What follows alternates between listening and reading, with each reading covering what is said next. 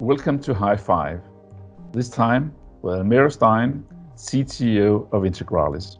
Integralis is a very successful identity management consulting company in South Africa. Almero, please tell me, what does a CTO do? Hello, Finn.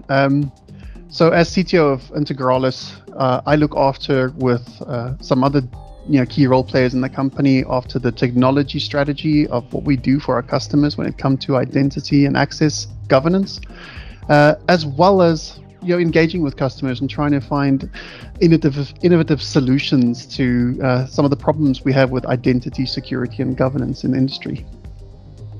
Cool.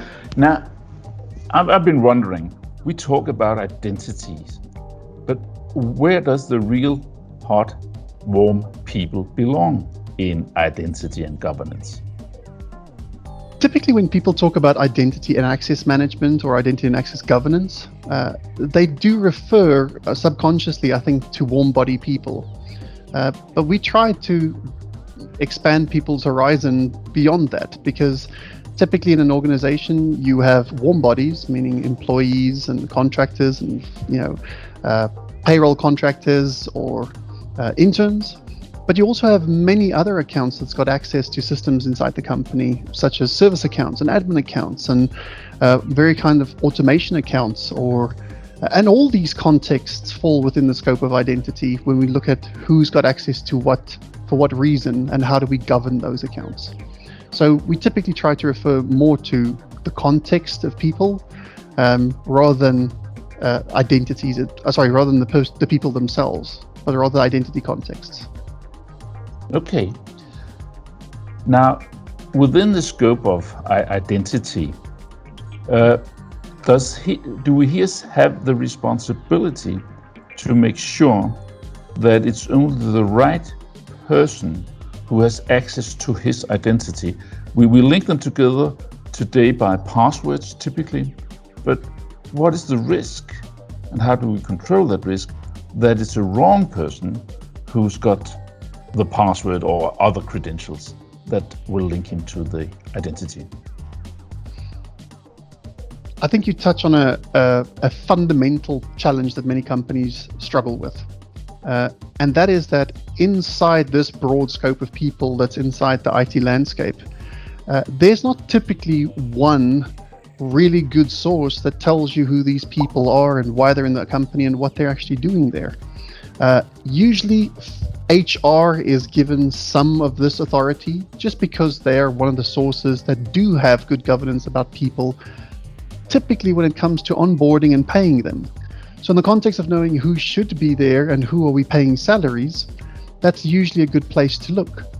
But when the context transcends that and goes to contractors and interns or third parties or vendors like ourselves that are on site with elevated permissions, usually that's the responsibility of somebody in IT to figure out if it's the right person that's doing the right thing for the right reason at the right time. And I think there's a big gap in there.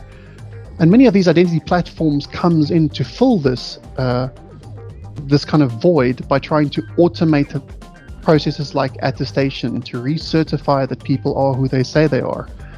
But trying to prove that the right person is the right person that's trying to do a specific transaction at a specific point, these get pushed down to authentication scenarios and zero trust models and things like this. There's not really somebody that actually has accountability to distribute this through the organization, that any function could easily verify who a person really is. It usually comes down to trust or kind of rapport. Somebody knows somebody. Who do you think, or who would you like took the responsibility? Should it be IT security? Is it responsibility of HR? Is it identity people with responsibility for identity management? Or is it, for example, the service desk, where you actually often have the process in the service desk of giving new passwords, for example? I think the reality is that it is not something that could be kind of made the responsibility of one individual department or person. Typically, security teams don't have the resources. Some of the companies we work with have 50, 60, 70,000 employees. You can't have a centralized team that is responsible for identity verification necessarily for all processes across the entire business. So trying to find mechanisms and ways, either in process or technology, that can decentralize that process. So if a manager wants to interact with a staff member or a contractor that's asking them to, reset a credential or give them access to a file share, wouldn't it be nice if they could just ask that person to in some way prove who they are, rather than just saying, I really am Bob? If HR gets contacted and asked to up-to-date banking details for salary deposits, wouldn't it be nice if you could decentralize that process so that the service desk and all the various departments could utilize it? I think that's probably this kind of decentralized approach is what the identity governance platforms also tries to do with onboarding and recertification, because the people out in the business are the ones that knows best who's working in the department or who is working on the team. So I think getting the tools to those people would probably be the best approach for scale and for context. Just a very specific question. Do you see the new FastPass identity verification client as a process that could help achieve what you just talked about here? I do. So, I already kind of alluded to it in the previous question, because I think there is this void in the identity and access management platform space of trying to identify that you're actually interacting with the correct person at the correct time. So having the ability, I think, in the IVC client to have two separate types of processes: user-driven processes. So when somebody contacts the service desks and asks for a credential to be reset or access to be granted, then an in-process kind of interactive process can be fired off, and that can be done. But also automating that process, so providing a programmatic interface so that inside application workflows and transactions, this verification process can also be transactionally kicked off.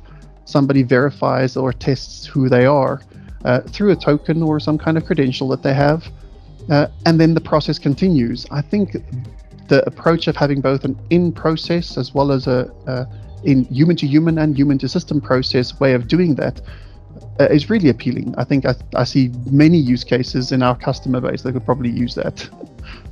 Great. I'll say thanks a lot, Almero. Been, as usual with you, very, very inspiring. So thanks for taking the time. I have enjoyed our conversation a lot. Thank you. It's a pleasure, Finn. Thank you very much. Bye-bye.